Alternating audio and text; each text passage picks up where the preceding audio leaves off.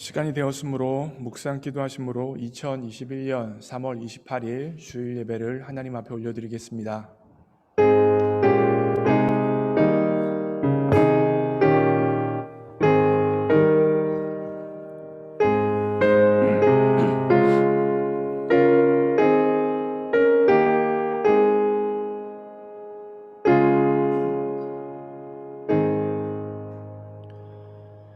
나의 영혼이 잠잠히 하나님만 바라미어 나의 구원이 그에게서 나오는도다. 사랑하는 하나님 아버지, 이 시간 우리 모두가 잠잠히 하나님을 바라며 하나님 앞에 예배드리고자 모였습니다. 각자의 삶의 자리에서 하나님을 향하여 예배드리고자 모였사오니 하나님 역사해 주셔서 특별히 성령의 기름 부으심을 허락해 주셔서 하나님이 원하시는 하나님께서 받으시기에 합당한 신령한 예배가 우리를 통하여 올려줄 수 있도록 일하여 주옵소서. 모든 것 주님께 의탁합니다. 예수님의 이름으로 기도합니다. 아멘. 찬송가 144장 예수 나를 위하여 찬양합니다.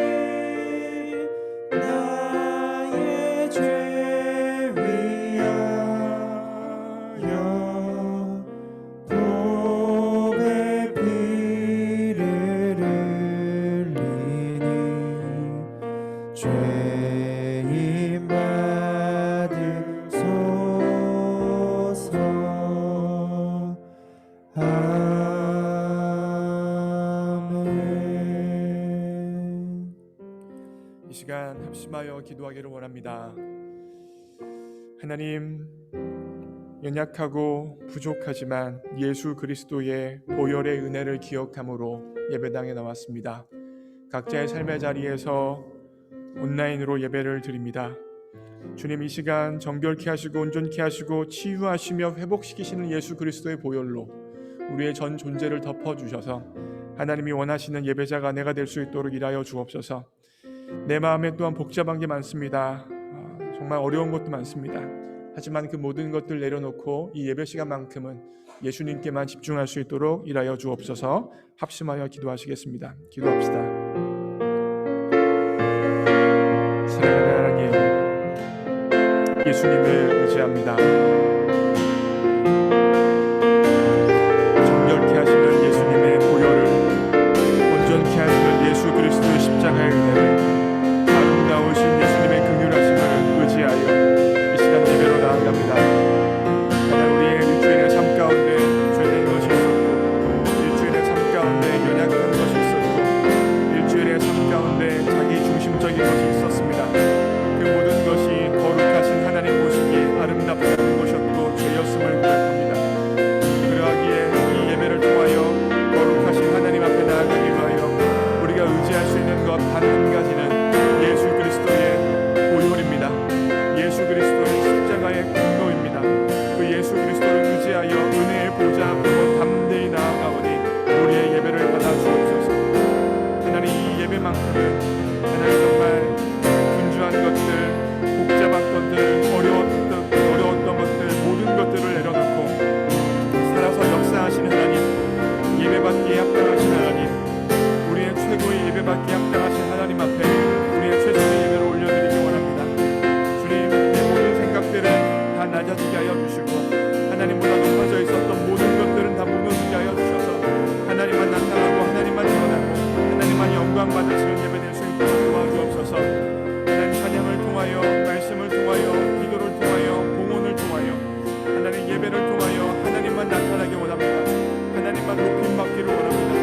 하나님보다 높아졌던 모든 것들이 다 무너지게 하여 주시고 하나님만 높이 달리고 영광 받아 드릴 수 있는, 영광 올려드릴 수 있는 귀한 예배 될 수 있도록 도와주옵소서.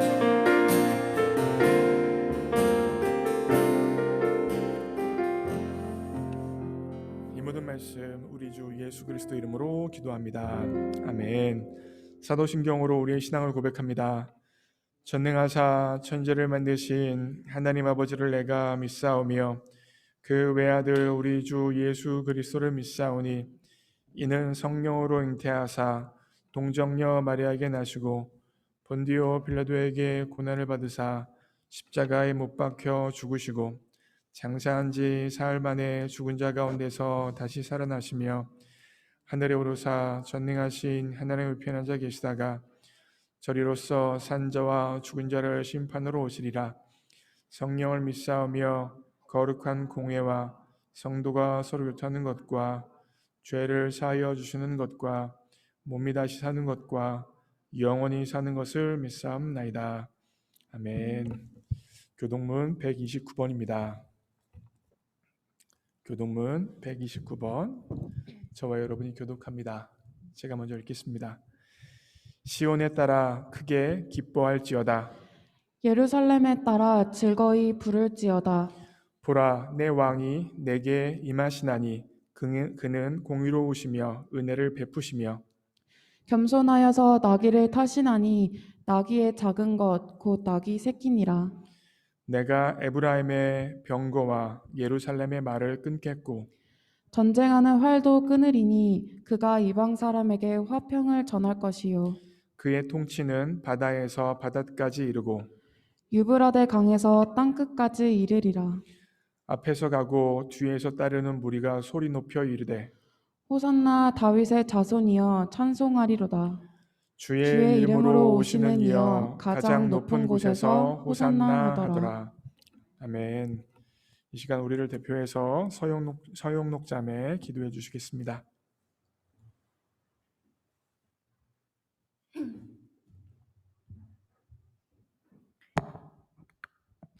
기도하겠습니다. 사랑과 은혜의 하나님 아버지, 주님을 사랑하는 사람들이 함께 모여 오늘 예배드리고 찬양할 수 있게 해주셔서 감사합니다. 주님이 만들어주신 이 따뜻한 계절에 저희들이 다 같이 모여 예배드릴 수 있게 해주심에도 감사합니다. 이 시간 예배를 통해서 하나님께서 찾으시는 자녀가 될 수 있도록 소망합니다. 이 예배에 함께 해주셔서 더 많은 사람들이 주님 앞에 예배드릴 수 있는 은혜 내려주시고 저희도 하나님께 영광 돌리는 삶 살아갈 수 있도록 믿음 세워주세요. 하나님께서 주시는 복이 세상의 복과 다르고 하나님께서 주시는 기쁨과 평화는 세상이 줄 수 없음을 깨닫습니다. 세상에서 살면서 고난과 고통이 올 때 주님을 더 찾지 못하고 흔들리고 무너지기도 합니다. 그런 저희를 볼 때마다 주님은 온전히 저희를 사랑해 주시고 은혜로 용서해 주십니다. 우리 안에 계셔서 말씀을 생각나게 하시고 그리스도인으로 살도록 도와주심을 감사드립니다. 현재 저희 사회는 목자가 없이 방황하는 양과 같이 질서가 흔들리고 있습니다. 저희에게 평안과 안식을 찾을 수 있도록 도와주시고 신체적인 고통을 겪고 있는 하나님의 백성들을 불쌍히 여겨주시고 깨끗이 치료해 주세요.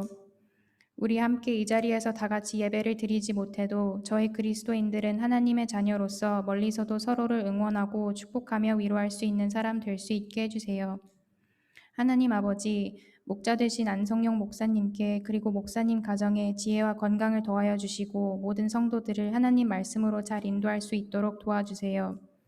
하나님의 사랑과 예수 그리스도의 이름으로 기도드립니다. 아멘.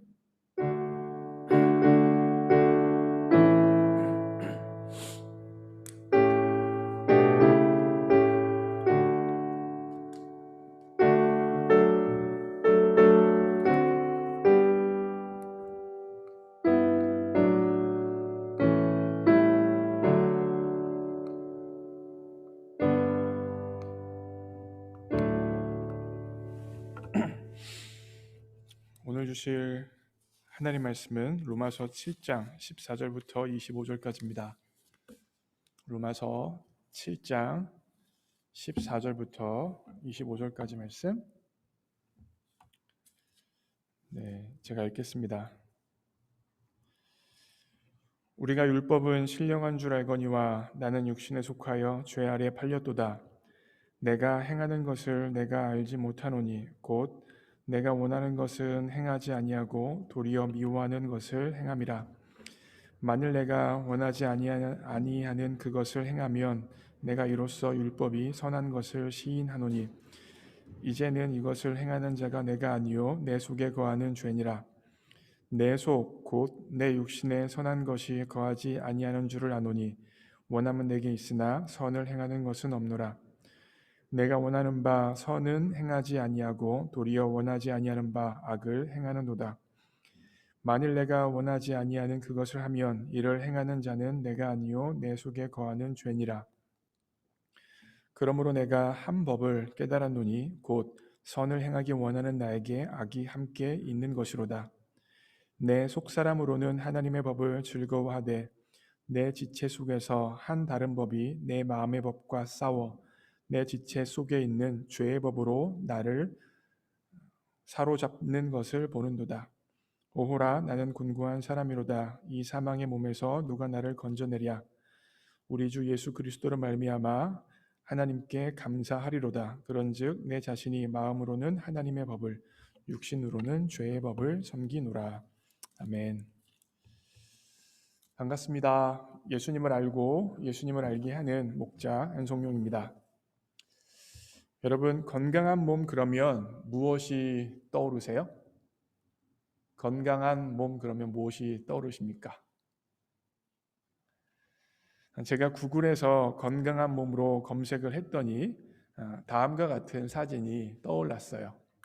바로 이와 같은 사진입니다. 어떤 사진들이에요? 운동하면서 탄탄한 몸들이 바로 건강한 몸이라는 것이죠. 우리는 건강한 몸 그러면 구체적인 정의는 아니지만 일반적으로 공유하는 생각들이 있습니다. 육체적으로 이렇게 탄탄한 몸을 가지는 것, 이것이 바로 건강한 몸이라고 생각을 하는 것이죠. 그래서 이와 같은 건강한 몸을 위해서 운동도 하고요, 영양가 있는 음식도 골고루 먹고요, 그리고 암 걸릴 만한 음식, 몸에 안 좋은 것들 잘 먹지 않고요. 잘 자고 잘 화장실 갑니다. 이 모든 것이 다 건강한 몸을 유지하기 위해서입니다. 그렇다면 여러분, 건강한 성도는 무엇일까요? 어떤 사람이 건강한 성도일까요? 예배 잘 드리고 삶의 자리에서 말씀 묵상하고 기도하고 믿음의 지체들과 함께 사랑하며 살아가는 그리스도인, 이런 사람들이 바로 건강한 그리스도인들이겠죠. 맞습니다. 그런 것이 바로 분명히 건강한 그리스도인의 모습입니다. 그런데 제가 지금 말씀드린 것만이 건강한 성도의 특징이 아닙니다. 그 반대의 모습도 건강한 성도의 특징이라고 말할 수 있어요. 다시 말하면 죄 때문에 갈등하고 어려워하고 낭망하는 모습 또한 건강한 성도의 특징입니다. 여러분, 사도 바울 그러면 어떤 생각이 드십니까? 사도 바울은요, 신약 성경의 절반 이상을 쓴 사람이 바로 사도 바울이죠. 세계 선교와 성경 기록의 관점에서 보면 정말로 기독교인들 중에서 예수님 다음으로 훌륭한 사람이다라고 생각할 정도입니다. 사실 예수님은요, 하나님이시잖아요. 그러니까 하나님 레벨이고, 하나님 빼고 예수님 빼고 사람들 중에서 신앙 훌륭한 사람을 고르라면 성경에 많은 사람이 있지만 그래도 사도 바울이 그 중에 1등이 아닐까 저는 개인적으로 생각을 합니다. 그런데 여러분 생각해 보세요. 1등 성도라면 삶의 자리에서 갈등이 없고 고민이 없고 죄 때문에 신음함이 없고 절망이 없을 것 같죠. 그리고 날마다 할렐루야를 외치면서 어떠한 어려움과 고통 가운데서도 흔들리지 아니하고 굳건한 사람이 바로 신앙이 1등 되는 사람이라고 생각할 것입니다. 그런데 오늘 본문 말씀을 한번 보세요. 18절입니다. 한번 읽어볼게요. 시작. 내 속 곧 내 육신에 선한 것이 거하지 아니하는 줄을 아노니 원함은 내게 있으나 선을 행하는 것은 없노라. 18절 말씀을 보시면 바울은 하나님의 뜻이 아니라 자신의 원함대로 살아가고 있는 모습을 보게 되어지고 그것으로 인하여서 갈등하고 어려워하고 힘들어하고 있습니다. 여러분, 이것이 바로 인간 레벨에서 신앙이 좋다고 말한 사도 바울의 참 모습입니다. 곧 건강한 신앙을 가진 사람의 특징, 건강한 성도의 특징은 항상 찬양하고 기뻐하고 감사하고 흔들림 없는 것, 이것도 건강한 성도의 특징이라고 이야기할 수 있어요. 긍정적인 면이죠. 그러나 그것만이 건강한 성도의 특징이 아닙니다. 건강한 성도의 다른 한 가지 특징은 무엇이냐면 자신의 죄로 인하여, 자신의 인생 가운데 있는 어려움으로 인하여, 갈등으로 인하여 흔들리고 버거워하는 것이 또한 건강한 성도의 특징입니다. 1등 신앙인이라고 할 수 있는 사도 바울조차도 이와 같이 문제, 갈등으로 어려웠습니다. 그래서 저는요, 오늘 본문 말씀을 근거해서 1등 신앙인이라고 할 수 있는 사도 바울을 통하여서 건강한 신앙의 3가지 특징에 대해서 한번 구체적으로 살펴보려고 합니다. 첫 번째예요. 읽습니다. 시작. 건강한 성도는 죄 때문에 갈등합니다.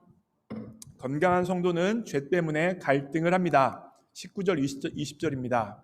시작. 나는 내가 원하는 선한 일을 하지 않고 도리어 원하지 않는 악한 일을 합니다. 내가 해서는 안 되는 것을 하면 그것을 하는 것은 내가 아니라 내 속에 자리를 잡고 있는 죄입니다. 건강한 성도인 사도 바울조차도 로마서 7장에서 이와 같이 고민하고 있는 모습이 나타나고 있죠. 죄 때문에 힘들어하면서 버거워하고 있는 모습이 나타나고 있습니다.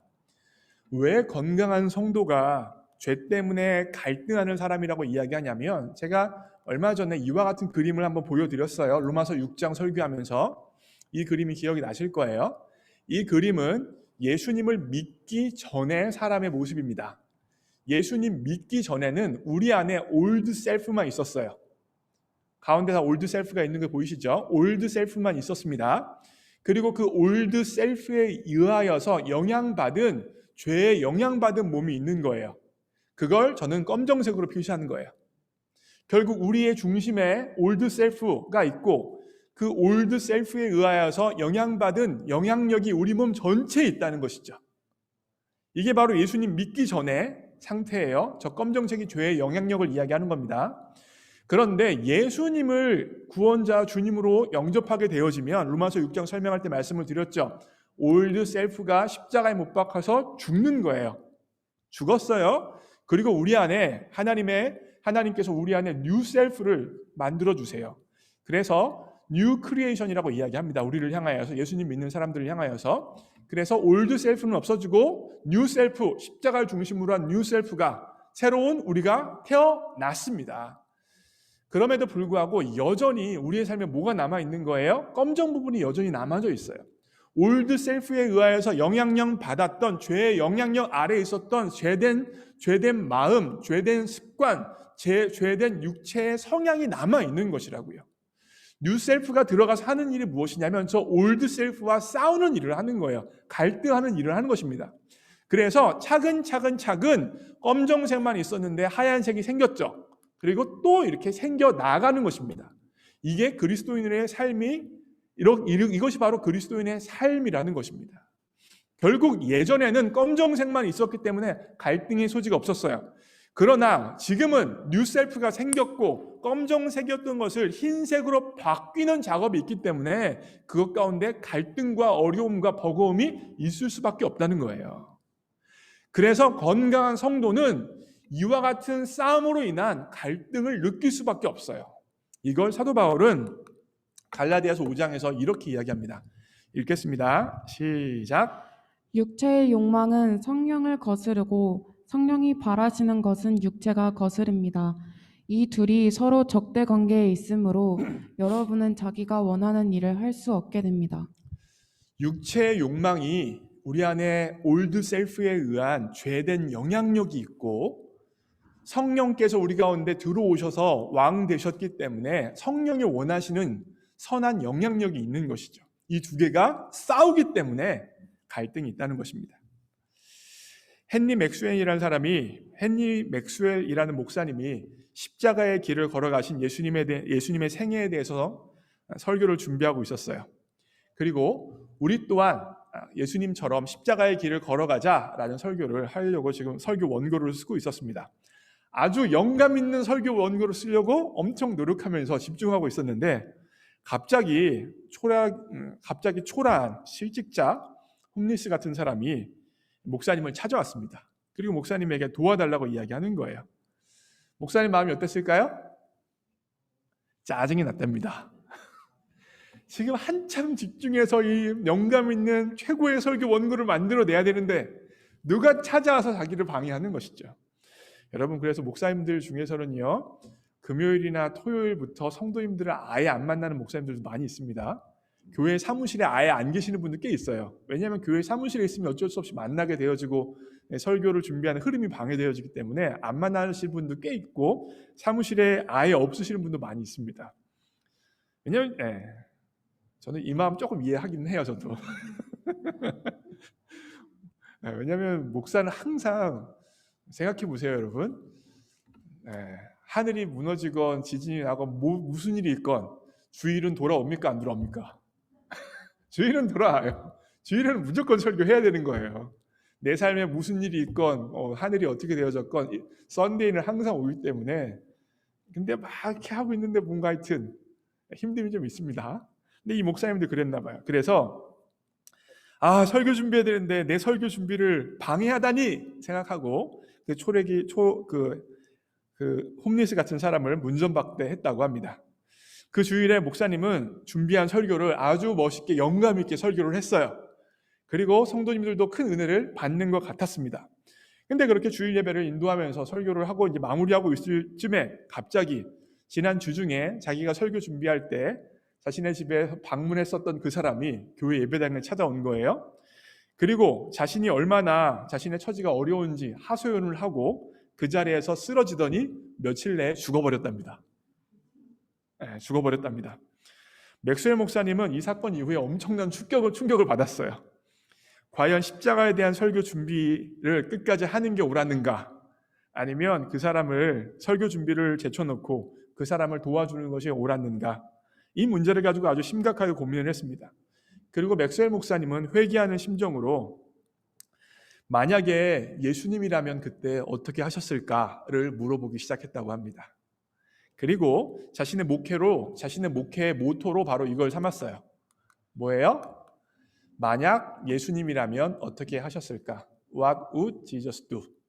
이걸 바로 자신의 목회의 모토로 삼고 무엇을 하든지 어떠한 일이 있든지 누구를 만나든지 항상 마음 가운데 만약에 예수님이라면 어떻게 하셨을까? 만약에 예수님이라면 어떻게 하셨을까를 끊임없이 물으면서 자신의 삶을 살아갔고 자신이 목회하는 교회 성도들에게도 이 질문을 끊임없이 하기를 요청했다고 합니다. 이 이야기가 무슨 이야기인지 아세요? 유명한 소설 이야기입니다. 이니스 스텝이라고 찰스 쉘던이 쓴 신앙 소설의 일부분의 내용이에요. 이니스 스텝, 한국말로는 만약 예수님이라면 어떻게 하셨을까가 한국말 책 제목이에요. 이 책은 아마 성경책 다음으로 많이 팔렸을 거라고 일반적으로 추정되어지는 책입니다. 그래서 약자로도 있어요. 이 팔찌 차는 이 밴드에도 What would Jesus do를 약자로 해서 WWJD라고 쓰여져 있는 팔찌도 있습니다. 아마 보신 분들이 계실 거예요. 여러분, 믿는 듯 마는 듯 어영부영 살아갈 때는 삶에 아무 갈등이 없습니다. 문제도 없어요. 힘든 것도 없어요. 그런데 만약에 예수님이라면 어떻게 하실까? 이걸 내 마음의 중심에 놓고 이 질문을 하면서 살아가다 보면 우리의 삶에 갈등이 있습니다. 우리의 삶에 어려움이 있어요. 우리의 삶이 생각보다 단순하지 않습니다. 복잡해집니다. 예수님의 하루하루를 살아가면서 예수님의 마음을 묻고 예수님을 추구하고 예수님처럼 살아가기로 결정하는 그 순간 갈등과 어려움이 있습니다. 뭐에 대한 갈등이 있어요? 우리 안에 있는 죄의 영향력과 예수님의 마음 사이의 갈등이 존재하는 것입니다. 이와 같은 갈등이 존재하는 이유가 무엇입니까? 예수님이 우리 가운데 주인으로 들어오셨기 때문이에요. 예수님의 생명이 우리 가운데 있기 때문에 갈등이 시작되어지는 것입니다. 예수님을 믿지 않는 비그리스도인들은 예수님의 생명조차 없기 때문에 이와 같은 갈등을 느끼지 않아요. 여러분, 비그리스도인이 기도하지 않았더니 고민이 더 많아졌어 라고 말한 거 들어보셨습니까? 말씀을 읽지 않았더니 내 삶이 무질서해졌어, 이런 고민을 하는 거 들어보셨어요? 없죠. 왜요? 그분들은 예수님을 주님으로 모셔드리지 않았기 때문에, 주님과 상관없기 때문에, 내가 중심되어져서 내가 하고 싶은 대로 하면 되기 때문에 갈등도 없고 고민도 없고 어려운 것도 없는 것입니다. 그래서 건강한 그리스도인으로서의 특징이 뭐예요? 갈등이 있다는 거예요. 고민이 있다는 것입니다. 어려움이 있다는 것입니다. 두 번째입니다. 첫 번째로는 건강한 성도는 죄 때문에 갈등한다고 말씀을 드렸어요. 두 번째입니다. 읽겠습니다. 시작. 건강한 성도는 자신에게 절망합니다. 건강한 성도는 자신에게 절망합니다. 유명한 성경 구절이죠. 22절부터 24절까지 읽습니다. 시작. 내 속사람으로는 하나님의 법을 즐거워하되 내 지체 속에서 한 다른 법이 내 마음의 법과 싸워 내 지체 속에 있는 죄의 법으로 나로 사로잡는 것을 보는도다. 오호라, 나는 공고한 사람이로다. 이 사망의 몸에서 누가 나를 건져내랴. 네, 감사합니다. 건강한 성도의 특징이 무엇이었습니까? 첫 번째 특징은 죄로 인하여서 갈등한다는 것이었고, 두 번째 특징은 자신에게 절망한다는 것입니다. 아까 말씀드렸듯이 예수님을 믿게 되어지면 두 가지 속성으로 인하여서 갈등이 시작되어집니다. 그 갈등 속에서 예수님이라면 어떻게 하실까 묻고 하나님의 뜻이 무엇일까 찾는 것이 바로 그리스도인의 삶의 모습입니다. 그리고 하나님의 뜻대로 살아가려고 결단하고 노력하고 수고합니다. 그래서 며칠 혹은 몇 주 혹은 몇 달을 정말 하나님의 뜻대로 잘 살아가기도 합니다. 그런데 일정한 시간이 지나고 나면 원래 모습, 죄된 모습으로 되돌아간 것 같아서 속상한 일이 꽤 많습니다. 어느새 하나님을 잊어버렸고요. 어느새 내가 삶의 중심이 되어져서 내 마음대로 내 뜻대로 내 생각대로 인생을 살아가고 있습니다. 그래서 속상한 마음이 들어서 이 부분에 대해서 회개합니다. 하나님, 잘못했습니다. 하나님, 내가 이와 같은 범죄를 저질렀습니다. 회개합니다. 그리고 다시 결단해요. 하나님 뜻대로 살아야지. 예수님이라면 어떻게 하실까? 예수님이 원하시는 게 무엇일까? 고민합니다. 그렇게 해서 또 며칠, 몇 주일, 몇 달을 살아가요. 근데 또 지나고 나면 어느 순간 또 무너져 있는 나 자신을 발견하는 것입니다. 이 상태가, 이와 같은 상황이 계속해서 반복되어진다는 것이 바로 그리스도인의 삶의 모습입니다. 그리고 그와 같이 반복되어지는 죄의 사이클 가운데 살아가면서 내가 회개하는 것이 무슨 의미가 있나라는 생각까지 하면서 속상해하고 힘들어하면서 버거워하는 것이 그리스도인의 또한 삶의 모습입니다. 그러면서 발견하는 게 있어요. 무엇이냐면 내 속에 선을 지속적으로 행할 수 있는 능력이 없다는 것을 발견합니다. 내 안에 능력이 없어요. 그 일을 감당할 힘이 없습니다. 죄의 영향력을 이겨낼 수 있는 힘과 권세가 없다는 사실을 깨닫습니다. 내가 어떻게 하나님의 사랑을 받고 구원을 받았는데 어떻게 이럴 수가 있어? 한탄합니다. 은혜 받은 사람이면 이럴 수 없는데 도대체 내가 어떻게 이럴 수 있는 거야? 어떻게 나의 자아는 이렇게 강한 거야? 도대체 죽을 줄을 모르네 하며 고민하고 두려워하고 끝내는 절망하는 것입니다. 근데 제가 뭐라고 말하고 있어요? 이와 같이 절망하는 게 건강한 그리스도인의 특징이에요. 물론 여러분, 예수님 믿기 전에도 양심 때문에 우리 마음에 갈등과 괴로움이 있습니다. 그러나 예수님을 믿고 나서 죄 때문에 겪는 갈등과 괴로움은 양심으로 인한 갈등과는 비교할 수 없을 정도로 힘들고 버겁고 절망적입니다. 양심의 갈등이라면요, 얼마든지 합리화할 수 있어요. 괜찮다고 스스로 다독일 수도 있습니다. 남들도 그래 그러면서 자신의 잘못과 연약함을 상대화시킬 수도 있습니다. 그러나 예수님을 믿고 난 이후의 죄는요, 합리화가 되지 않고 상대화가 되지 않고 다독일 수조차 없어요. 남들이 아무리 괜찮다고 말해도 모든 것을 꿰뚫어 보시는 거룩하신 하나님 앞에 서서 내가 가지고 있는 죄를 보면 너무나 힘들고 절망스러운 것이 바로 우리의 삶의 모습입니다. 그래서 사도 바울은 24절에 이와 같이 말했어요. 24절 한 번만 더 읽을게요. 시작. 오호라, 나는 공고한 사람이로다. 이 사망의 몸에서 누가 나를 건져내랴. 이 고백을 누가 했다고요? 사도 바울이 했습니다.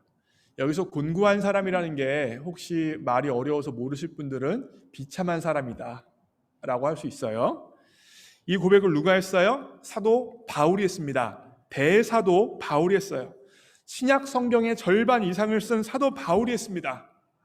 예수님을 빼고는 신앙의 최고 모범이라고 할 수 있는 사도 바울이 바로 이와 같은 고백을 했습니다. 자신을 향하여서 뭐라고 고백했어요? 곤고한 사람, 자신을 향하여서 비참한 사람이라고 절망하고 탄식하며 이와 같은 고백을 했던 것입니다.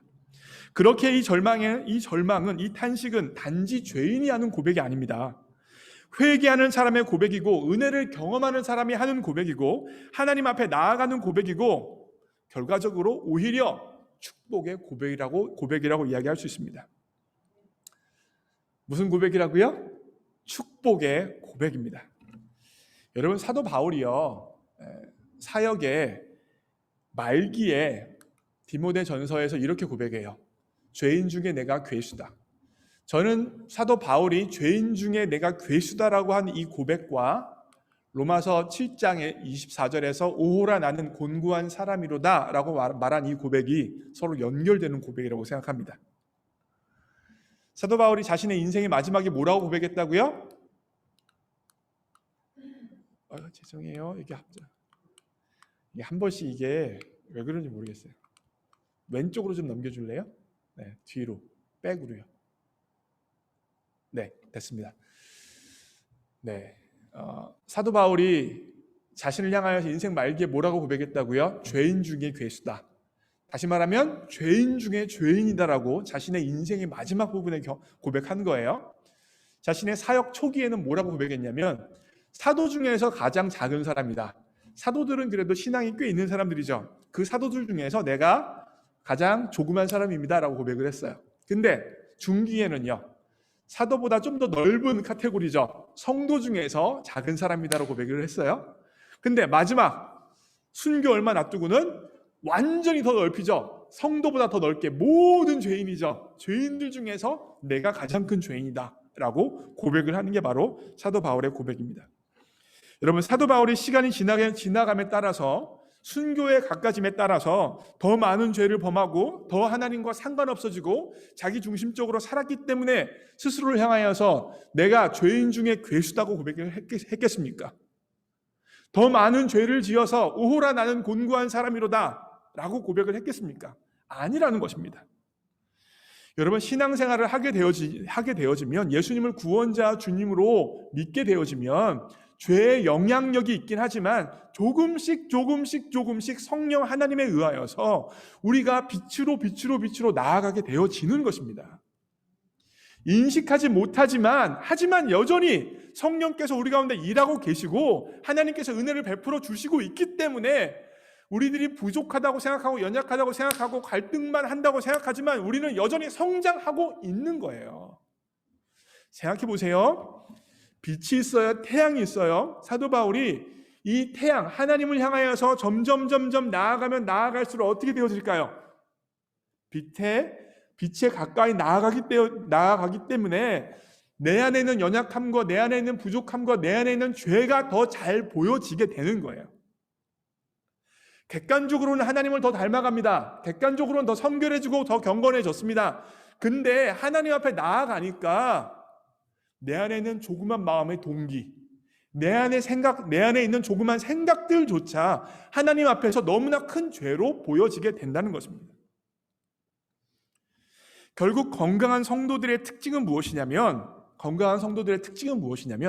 하나님 앞에 나아가게 되어져서 자신의 연약하고 조그만 죄까지도 보면서 탄식하며 회개하는 사람이 바로 성도라는 것입니다.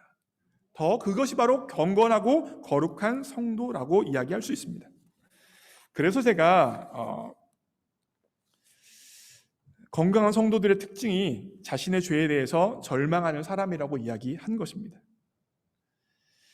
스스로를 향하여서 오호라 나는 곤고한 사람이로다 라고 말할 수 있는 사람은 건강한 성도예요. 이 고백이 있는 사람이 건강한 성도예요. 이 고백을 안 하는 사람, 못하는 사람은 오히려 건강하지 않은 사람이에요. 이 고백을 안 하는 사람들이 누굴까요? 바리새인들이 안 했어요. 바리새인들은 자신이 괜찮은 사람이라고 말하고 자신들이 온전한 사람이라고 말하고 자신들은 다른 사람과 달리 거룩한 사람이라고 스스로 생각해서 스스로를 높이느라 오호라 나는 곤고한 사람이다라는 고백을 할 수 없었습니다. 그러나 정말 건강한 성도, 정말 하나님을 알아가는 사람, 정말 신앙을 제대로 하는 사람이라면 오호라 나는 곤고한 사람이로다 라고 고백할 수밖에 없습니다. 하나님, 나는 곤고한 사람입니다. 저에게 하나님께서 요청하시는 선을 온전히 행할 능력이 없습니다. 나 자신을 바꿀 능력이 없습니다. 내 자아의 고집스러운 자아를 깨뜨릴 수 있는 힘이 나에게 없습니다라고 고백하며 스스로를 향하여서 곤고한 사람이라고 고백할 수밖에 없는 것입니다. 하나님, 나는 곤고한 사람입니다. 가족들에게, 친구들에게 복음을 전해서 그들을 하나님께로 인도해야 되는데 그럴 수 있는 능력도 없고 힘도 없습니다. 하나님, 나는 곤고합니다. 고백할 수 있어야 하는 것입니다. 하나님, 나는 곤고한 사람입니다. 내가 싫은 사람들에게까지도 주님의 사랑으로 대해야 하는데 싫은 사람과 같은 공간에만 있기만 하더라도 너무 싫으니 어떠합니까? 이 마음이 하나님 앞에서 어떻게 합니까? 하나님, 나를 고쳐주십시오. 하나님, 나는 곤고한 사람입니다. 음란한 마음이 내 생각과 내 마음을 휘잡아서 나를 끌고 가고 있으니 어떻게 합니까? 이 음란한 생각으로부터 나를 해방시켜 주옵소서. 하나님, 도와주옵소서. 끊임없이 우리의 삶의 자리에서 공고한 사람입니다. 하나님의 은혜가 필요합니다. 하나님의 도우심이 필요합니다. 나는 능력이 없습니다라고 말하는 것이 오히려 신앙이 건강한 사람의 특징인 것입니다. 마지막 특징이에요. 그래서 제가 이렇게 정리했어요. 두 번째를. 이거 하나 읽어볼게요. 시작. 경건은 죄 없는 것이 아닙니다. 경건은 고칠 수 없는 자신의 이기적이고 반항적인 자아를 보고 절망하는 것입니다. 일반적으로 경건에 대해서 죄가 전혀 없는 것이라고 생각을 합니다. 근데 아니에요, 여러분. 죄가 아예 없는 사람이 있어요? 없어요. 불가능한 거예요. 다 연약함이 있는 것입니다. 경건은 자신의 연약함과 자신의 부족함을 보고 절망할 줄 아는 것이 바로 경건입니다. 마지막 특징입니다. 읽겠습니다. 시작. 건강한 성도는 빨리 예수님께 주목합니다. 건강한 성도는 빨리의 강조점이 있어요. 빨리 예수님께 주목합니다. 24절, 25절 한 번만 더 읽습니다. 시작. 오호라 나는 공고한 사람이로다. 이 사망의 몸에서 누가 나를 건져내랴. 우리 주 예수 그리스도로 말미암아 하나님께 감사하리로다. 여러분 24절에서 25절을 잘 보세요. 오호라 나는 곤고한 사람이로다. 이 사망의 몸에서 누가 나를 건져내랴. 자신을 향하여서, 자신의 육체를 향하여서, 죄의 영향력에 있는 자신의 몸을 향하여서 사망의 몸이라고 이야기하고 있어요. 이미 죽은 몸이라는 것이죠. 그만큼 이 곤고한 상태를 내가 벗어날 수 없다라는 절망적인 선언이 바로 이 사망의 몸이라는 거예요. 절대 절망이라는 것이죠. 그런데 24절에서 25절로 넘어가는 거 보세요. 그렇게 절망을 했는데 25절에서 뭐라고 이야기해요? 우리 주 예수 그리스도로 말미암아 하나님께 감사하리로다 라고 이야기하고 있어요. 엉엉 울면서 통곡하다가 갑자기 뭐하고 있는 거예요? 기뻐 뛰며 춤추고 있는 것입니다. 울다가 갑자기 울고 있는 것입니다. 도대체 왜 이와 같이 갑작스러운 변화가 생겨지는 것입니까? 왜 갑자기 울다가 웃는 거예요? 왜 절망하다가 감사하며 기뻐하는 것입니까? 왜요? 25절에 제가 초록색으로 표시했죠.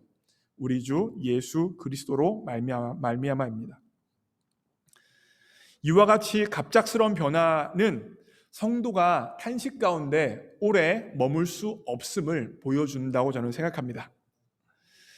성도들이 자신의 연약함과 부족함을 보면서 탄식하며 절망하는 것이 필요합니다. 그런데 그 상태에 너무 오래 머물 필요가 없어요. 그 상태 가운데 너무 자신을 오래 둘 필요가 없어요. 왜 절망하고 왜 낭망하고 왜 힘들어하는 겁니까? 나 자신을 보고 나 자신을 묵상하고 나 자신에게 집중되어져 있기 때문에 나를 보면 소망이 없고 나를 보면 희망이 없고 나를 보면 능력이 없기 때문에 절망하고 쓰러질 수밖에 없는 것입니다. 그런데 왜 갑작스럽게 바뀌는 거예요? 나를 보는 게 아니라 하나님을 보니까, 나를 보는 게 아니라 그리스도를 보니까 소망이 생긴다는 것입니다. 사랑하는 성도 여러분, 성도는요 나 자신을 보면서 계속 절망만 하는 사람이 아니에요. 나를 보고 나서 절망하고 나서는 바로 예수님께 나아가야 하는 것입니다. 여러분, 건강한 성도일수록요 탄식에서 찬양과 감사로 넘어가는 시간이 짧습니다. 다시 말하면 더 건강한 사람일수록 절망하자마자 예수님을 보는 거예요. 덜 건강한 사람은요 절망하고 나서 한참 고민하고 더 절망하고 더 고민하고 더 고민하다가 더 절망감을 느끼다가 나중에 어쩔 수 없이 예수님을 보는 것입니다. 이게 덜 건강한 성도의 모습입니다. 제가 이제 신앙생활을 오래 했잖아요. 그리고 여러 상담을 많이 하고, 그리고 저 자신도 제 신앙생활 했던 것들을 되돌아보면 착각이 있었습니다. 네, 착각이 있어요. 뭐냐면 제가 오늘 이와 같은 설교를 준비한 이유가 뭐냐면 건강한 성도들, 믿음이 좋은 사람들은 그냥 찬양하고 기뻐하고 예배하고 이런 줄만 알아요. 이게 일반적인 관념이에요. 그렇지 않다는 것입니다. 건강한 성도도 갈등하고 건강한 성도도 절망해요. 이게 건강한 성도의 특징이라는 거예요. 근데 여기에서만 머무르면 안 돼요. 갈등하고 절망하는 것에만 끝나는 게 아니라 예수님을 봄을 통하여서 소망을 갖고 격려를 받고 다시 한번 나아가는 게 필요하다는 것입니다. 제가 어렸을 때는 이걸 몰랐어요. 이걸 안 가르쳐줬어요. 저는요 그냥 고민만 하고 있었어요. 그냥 절망만 하고 있었다고요.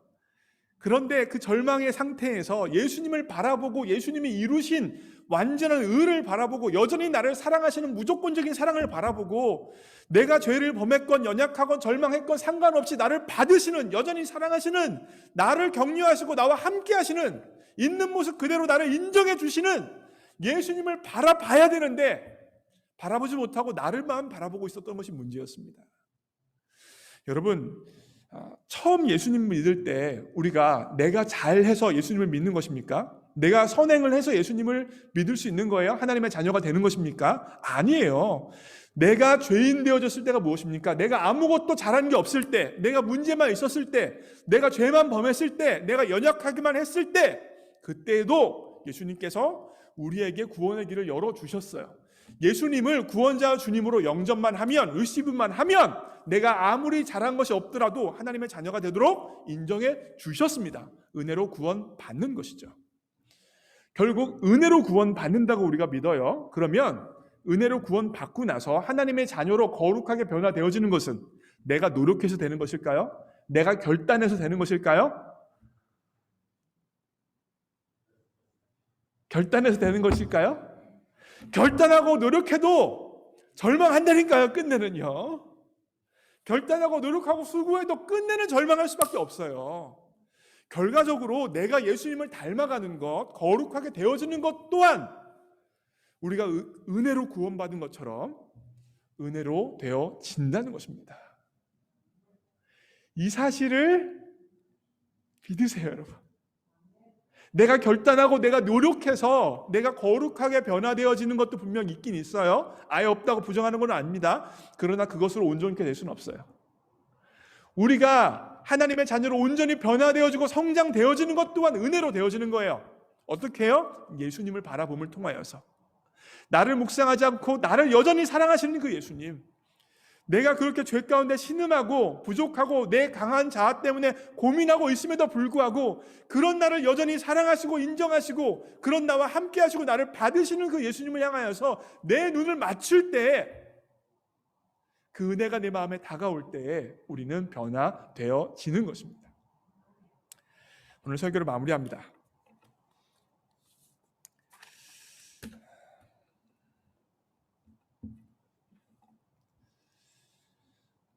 사랑하는 성도 여러분, 건강한 성도의 특징이 뭐라고요?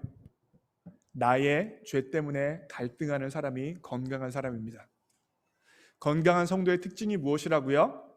나로 인하여서 절망하는 사람이 건강한 성도입니다. 건강한 성도가 무엇이라고요? 나를 향하여서 절망했던 눈을 들어서 예수님을 바라보고 그분의 능력을 바라보고 그분의 은혜를 바라보고 그분의 함께 하심을 바라보는 것이 바로 건강한 성도의 특징입니다. 그래서 제가 마지막으로 갖고 온 성경 구절이 있어요. 바로 이 성경 구절이에요. 읽겠습니다. 시작. 너희 안에서 착한 일을 시작하신 이가 그리스도 예수의 날까지 이루실 줄을 우리는 확신하노라. 우리 안에 착한 일을 시작하신 분께서 이루시는 거예요. 내가 이루어 내는 것이 아니라 우리 안에서 착한 일을 시작하신 하나님께서 우리를 하나님의 사람으로 변화시켜 내십니다. 그 하나님의 은혜를 바라보면서 찬양하고 기도합니다.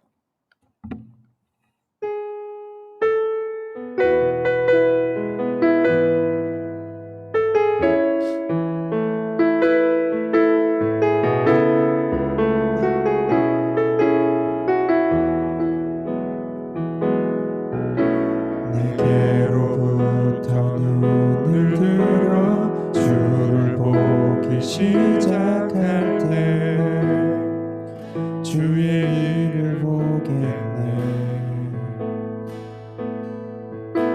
내 작은 마음 돌이키사 하늘의 꿈 꾸게 하네. 주님을 볼 때 모든 시선을 주님께 드리고 살아계신 하나님을 느낄 때 내 삶은 주의 역사가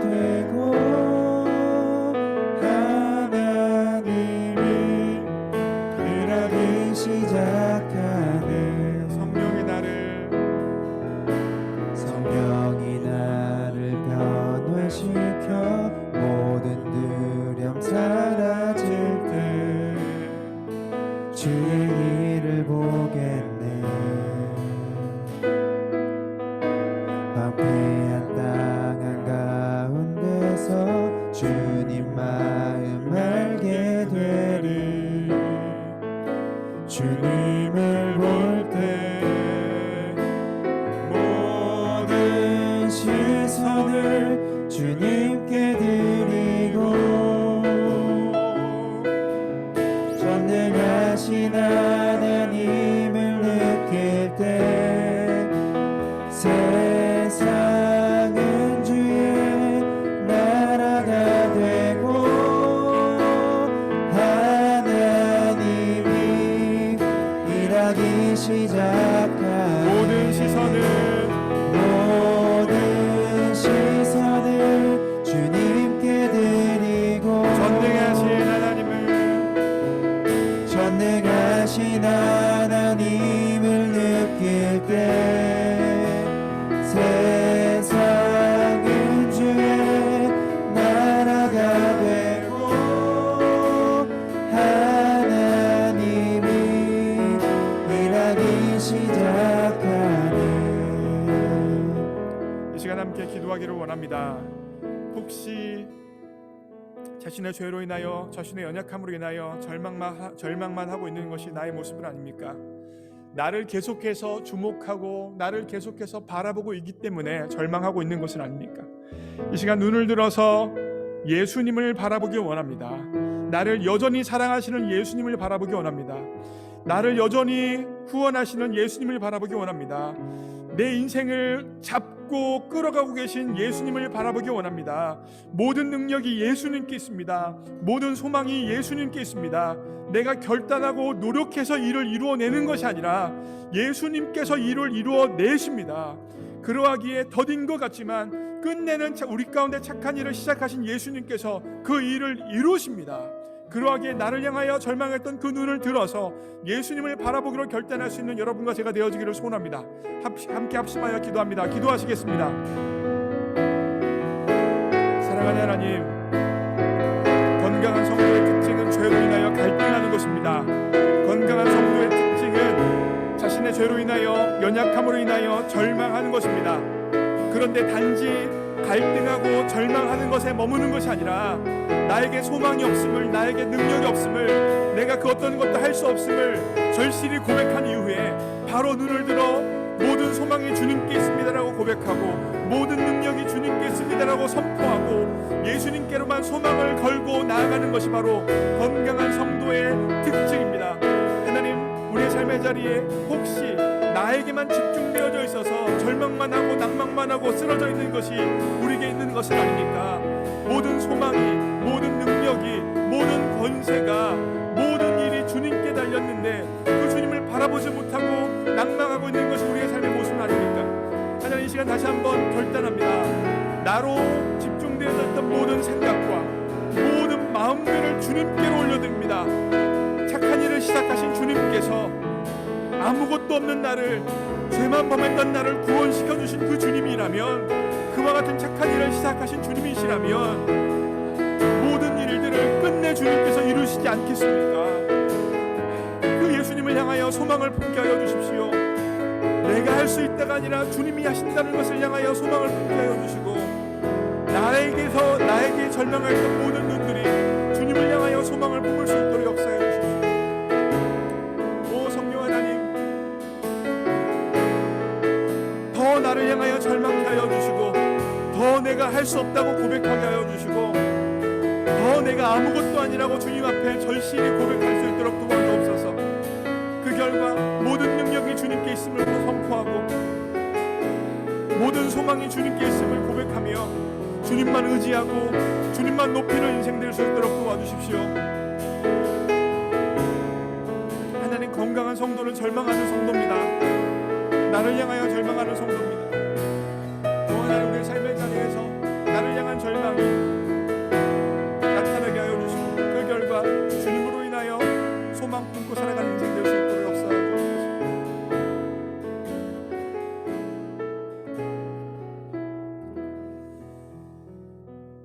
사랑하는 하나님, 오늘 말씀을 통하여 건강한 성도는 나의 죄와 연약함으로 인하여 갈등하고 나 때문에 절망한다 말씀해 주셨습니다. 하나님, 나로 인하여 더 절망케 하여 주옵소서. 내가 할 수 없다는 것을 더욱더 분명히 인식하게 하여 주시고 나에게 어떤 소망도 없음을 분명히 고백하게 하여 주시고 나에게 어떠한 능력이 없음을 진실되게 고백할 수 있도록 역사하여 주옵소서. 그래서 우리 마음에 있는 모든 교만의 싹이 없어지게 하여 주시고 나로 온전히 절망하여 주님께로만 소망을 둘 수 있는 인생 될 수 있도록 역사하여 주옵소서. 모든 능력이 주님께 있습니다. 모든 소망이 주님께 있습니다. 모든 권세가 주님께 있습니다. 착한 일을 시작하신 주님께서 모든 일을 완성하십니다. 이 주님을 바라봄으로 나에게 절망했던 모든 것들이 사라지게 하여 주시고 주님만을 소망으로 삼아 기쁨과 감사함으로 살아갈 수 있는 모든 주의 백성 될 수 있도록 역사하여 주옵소서. 모든 것 주님께 의탁합니다. 예수님의 이름으로 기도합니다. 아멘. 이 시간 봉헌을 주님 앞에 올려드릴 텐데요. 찬송가 216장 성자의 귀한 몸 1절 4절만 하겠습니다.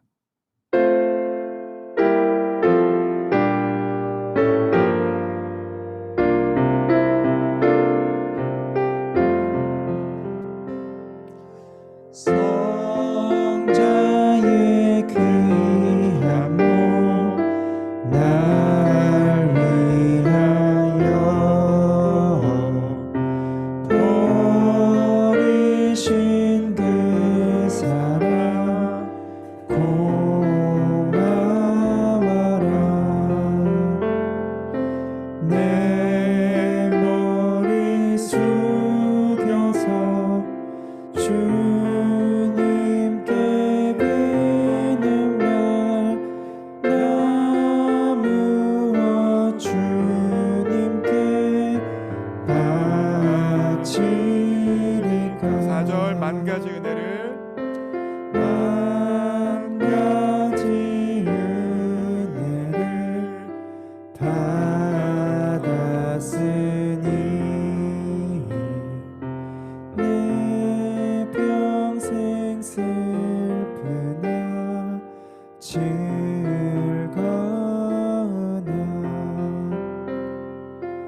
이 몸을 온전히 주님께 바쳐서 주님만 위하여 늘 살겠네. 아멘.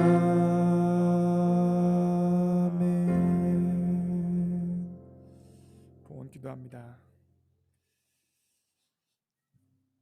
사랑하는 하나님 아버지, 우리 모두 다 이 땅에 빈손으로 왔지만 주님 앞에 무엇인가 드릴 것이 우리 손에 있게 해주셔서 감사합니다. 주님 앞에 드린 이 예물은 몇 달러의 돈이 아니라 모든 것이 주님으로부터 왔다는 청지기의 고백이고 주님의 은혜 없이는 살아갈 수 없다는 신앙의 고백이오니 기뻐 받아 주옵소서.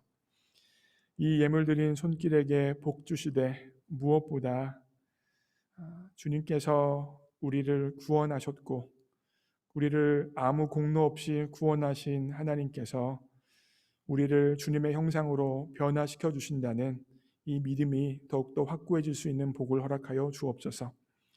또한 이 예물을 드린 손길에게 물질의 복도 허락해 주셔서 남들에게 꾸는 인생이 아니라 주님이 주신 물질을 가지고 하나님을 섬기고 주변을 섬기고 세상을 섬기기에 부족함 없는 물질을 공급하여 주옵소서. 하나님, 우리 교회에 사람들이 볼 수 없는 곳에서 하나님 한 분만을 바라보면서 자신의 시간과 재정과 재능과 에너지를 들여서 헌신하는 손길들이 참으로 많습니다. 사람은 보지 못하지만 하나님은 보고 계시오니 주님께 드린 그 헌신 기억해 주셔서 하나님께서만 허락하실 수 있는 기쁨과 평강을 허락하여 주시고 무엇보다 그분들의 섬김이 천국에서 해같이 빛나도록 일하여 주옵소서. 모든 것 주님께 의탁합니다. 예수님의 이름으로 기도합니다. 아멘.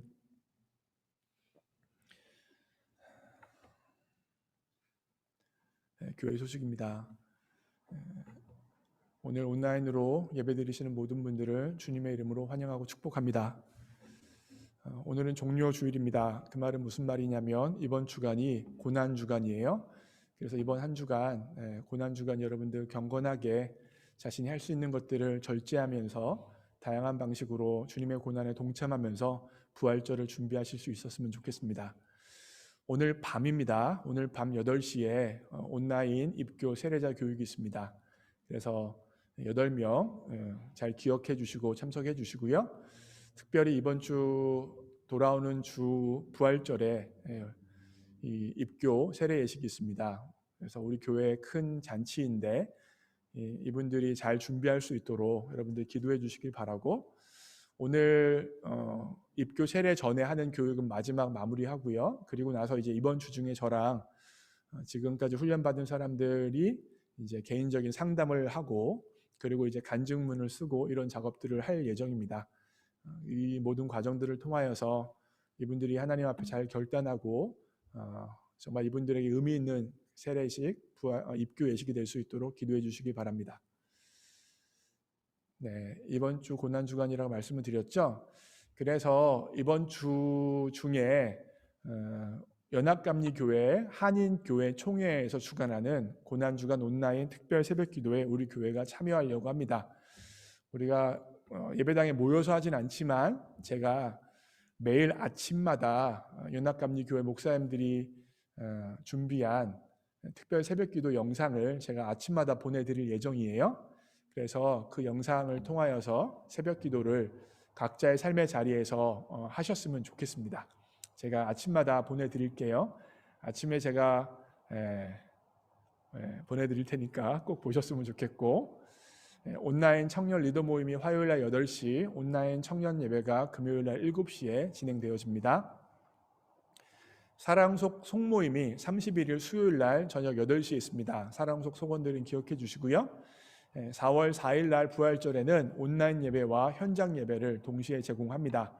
이를 위해서 지난주 중에 우리 오태민 형제가 수고해 줘가지고 뒤에 카메라를 설치했습니다. 이제 우리 교회가 카메라 세대가 되어져서 좀 더 업그레이드된 모습으로 온라인 예배 드릴 수 있도록 했습니다. 수고해 주신 오태민 형제님한테 감사의 말씀을 드리고요. 그리고 이제 부활절이기 때문에 보통 교회에서는 부활절에 부활절 감사헌금 봉투를 나눠드리는데 지금 나눠드릴 수가 없죠. 그래서 제가 예배당 안내 데스크 위에 부활절 감사헌금 봉투를 놔둘 예정입니다. 그래서 필요하신 분들은 감사헌금 봉투를 예배당 뒤에 안내 데스크에서 가져가셨으면 좋겠고, 혹시 교회에 들어올지 모른다, 그래서 근데 부활절 감사 헌금 봉투가 필요하다, 주중에 필요하다 하시는 분들은 저에게 연락해 주시고요. 아니면 다음 주일날 일찍 오셔서 안내 데스크에 감사 헌금 봉투가 있으니까 사용해서 헌금을 하시면 됩니다. 오늘은 성경 통독 요한일서 3장까지입니다. 3월 21일 지난 주일입니다. 주일 예배에 58가정의 예배를 드렸고요. 헌금은 1230.50센트였습니다. 지난주죠. 3월 26일 온라인 청년 예배에는 30명이 참석을 했고요. 그리고 우리 교회 성도님을 위해서 기도해 주시기 바랍니다. 김혜신 집사님, 김양정 원사님, 그리고 우리 유바울 형제를 위해서 계속해서 기도해 주시고요. 4월 4일 부활절의 대표기도 명단입니다. 1부 예배는 최우주 자매, 2부 예배는 장은봉 집사입니다. 그러면 다 함께 패송하고 축도하심으로 예배를 마칩니다.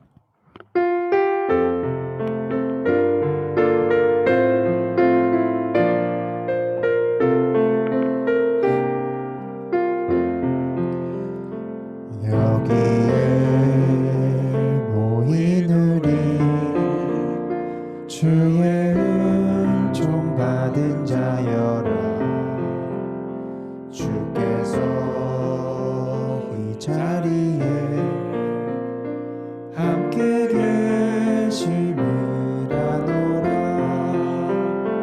언제나 주님만을 찬양하며 따라가리니 시험을 당할 때도 함께 계심을 믿노라. 이 믿음 더욱 크세라. 주가 지켜주신다. 어둠 밤에도 주의 밝은 빛 인도하여 주신다. 이제는 우리 주 예수 그리스도의 십자가의 은혜와 하나님 아버지의 무조건적인 사랑하심과 성령 하나님의 임재 역사하심이 자신의 죄에 대해서 절망하고 끊임없이 예수님을 바라보기로 결단한 모든 주의 백성들 머리 위에 이제로부터 영원까지 함께하옵시기를 예수님의 이름으로 축원하옵나이다. 아멘.